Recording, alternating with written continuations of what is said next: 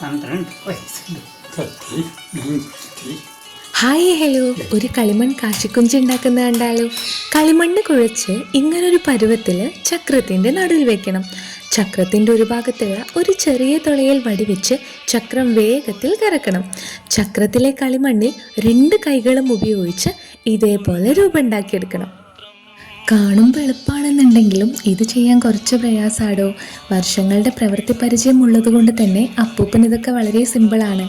പുരാതന ചരിത്രത്തെ പലപ്പോഴും സൂചിപ്പിക്കുന്ന ഒരു മൂർത്തവും പ്രതീകാത്മകവുമായ ഇന്ത്യൻ സംസ്കാരമാണ് കേട്ടോ മൺപാത്ര നിർമ്മാണം.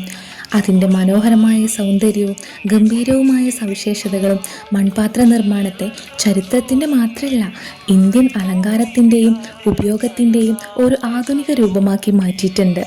കേരളത്തിൽ കുമ്പാരൻ എന്ന സമുദായക്കാർ പരമ്പരാഗതമായി കളിമൺ പാത്ര നിർമ്മാണം നടത്തുന്നുണ്ട്.